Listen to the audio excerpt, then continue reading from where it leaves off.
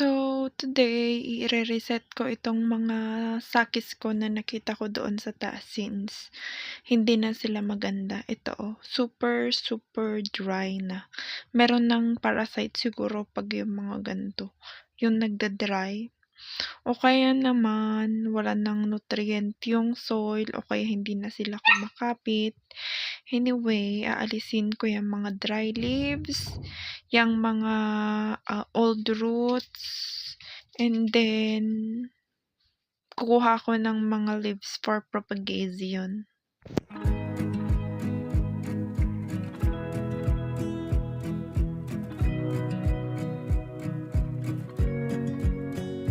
Here, kinakat ko na yung roots and then kinat ko na din yung natira na stem.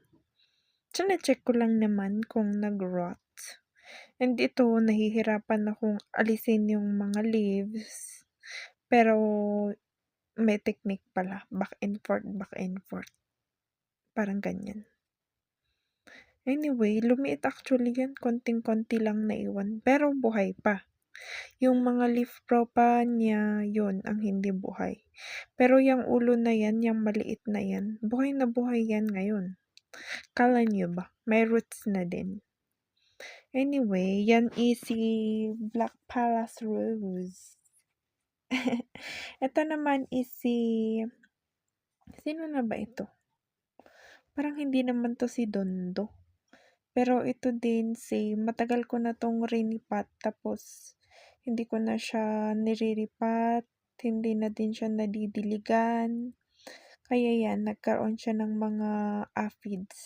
Aphids ba? Oo, aphids doon sa roots. Roots aphids. Kaya yan, i-repat natin. Ito naman si Mixensis na super duper dry din. At yan, konting-konti na lang yung roots niya. Super dry actually yan. And then, nagkaroon na siguro ng dry rot. Yung ganyan. Inalis lang yung hinati na walang kahirap-hirap. Pero actually yan is buhay din. Yung mga leaf niya, propa, hindi ko alam kung saan na sila. Pero yung head na yan is alive pa rin. Siyempre naman. Yun nga lang maliit. Kailan pa kaya lalaki yan? Pero diba, at least nag-survive. Kaya yan, ang dami niyang dumi. Ito, iriripat ko na yung mga bits and pieces. Ito si variegated suyon na ang ganda-ganda noon. Kasi, hindi ito yung, parang cluster siya. Ang dami niya na maliliit. Tapos, yellow pa. Varsuyon to eh. Pero, ganyan ang nangyari.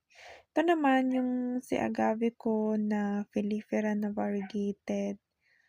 Ay, wala na deads ayaw sa akin. Mahal pa naman yan. Ito pala is yung washing machine namin na akala ko hindi na gumagana. Kaya linagyan ko ng tubig tapos binabaran ko ng mga plants. Gumagana pa pala ito. Sorry naman, linabas kasi nila eh, tuloy. Linagyan ko na ng plants, nalagyan na ng soil yan. And then, yun pala is yung mother plant ko ng Beyonce. Uy, buhay pa yan.